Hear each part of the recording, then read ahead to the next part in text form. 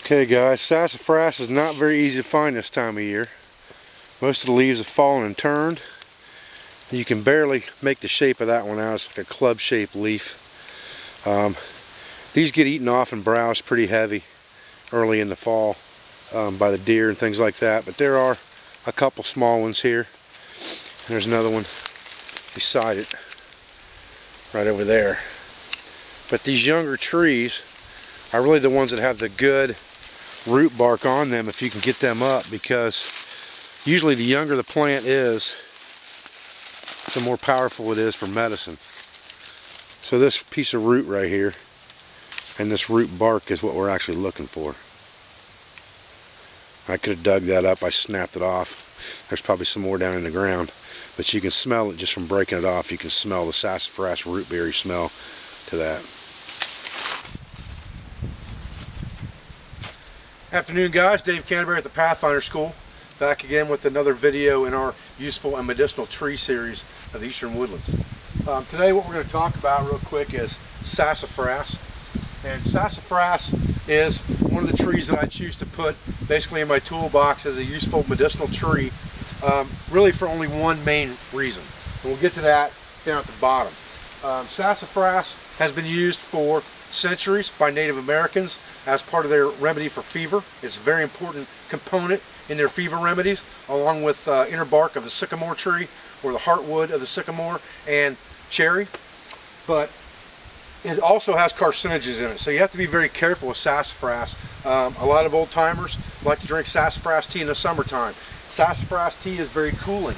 The root tea thins your blood, okay? Because it thins your blood, it allows your blood to circulate better. It opens up the pores. It lets you sweat, so you can take advantage of that evaporative cooling, and it has a cooling effect. But sassafras is one of those herbs that actually understands what it needs to do to your body, depending on what your body's going through. And it's kind of hard to explain how that works, but there's a lot of herbs out there that are very intuitive to what's going on inside your body when you take them. And sassafras, besides being a fever reducer used by Native Americans, the root bark aids in digestion. It's a very good tea to drink if you're having any type of issues, from diarrhea all the way to constipation. If there's something wrong with your intestinal tract, something wrong with your digestive system that's not working out right or not acting right, sassafras tea can balance that for you. But it needs to be something that you take not on a full-time basis. It needs to be very strictly administered. Basically, okay, I have a problem, I'm going to take it for a couple days, then I'm going to lay off, because of the carcinogens that are involved and the neurotoxins in sassafras. The most important thing that I like about sassafras is its properties that are detoxifying to things that are on the surface of the skin. And what I mean by that is when you get bites and stings that cause necrosis or eruptions, things that books like Matthew Wood calls putrid skin damage, okay, like would be caused from a brown recluse bite, that necrotic skin damage. If you combine that with other plants like mullein or plantain that have those same type of curative and antiseptic and drawing type properties, you can use that as a poultice on that stuff and it will help it tremendously. That's why I like sassafras so well. So you've got a couple different things you can do with that sassafras, from cooling yourself down in the summer to even thickening your blood a little bit if you're careful with it in the wintertime to keep you a little bit warmer, to the properties of necrotic areas of the skin, eruptions, boils, acne, anything like that, sassafras is good for. The only thing, like I said, you have to be careful of is how much of it you take internally, okay? But sassafras is a very good, useful tree of the Eastern Woodlands, and it's very common in the Eastern Woodlands, which is another reason that I chose to use it here. Okay, now like I said with sassafras, you know, it does tend to thin your blood, especially in the summertime, if you take it or if you drink the tea made from the bark. So if you already have thin blood or you have problems with thin blood, you want to stay away from sassafras because it's not good for you. What I've done is I just went out and collected a few small pieces of rootstock here that I showed you earlier off those small plants, and I couldn't find anything really big that was obvious. Most of the trees are starting to lose their leaves now out here.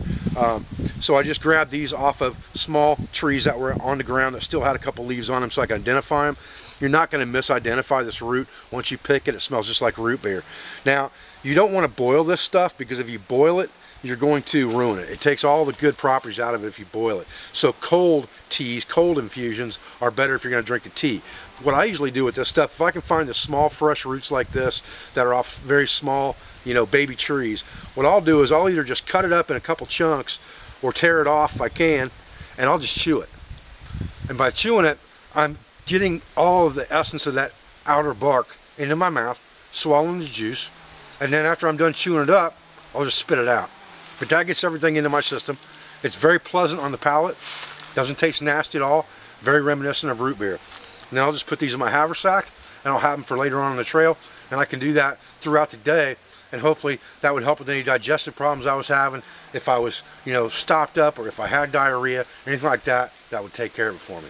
It would also cool me down in the summer, opening up my bloodstream, opening my pores, letting me sweat a little bit more, take advantage of that evaporative cooling in eastern Woodlands where the humidity's high, and I'd be ready to rock and roll. So with that said, I'm Dave Canterbury from the Pathfinder School. I appreciate you joining me for another video.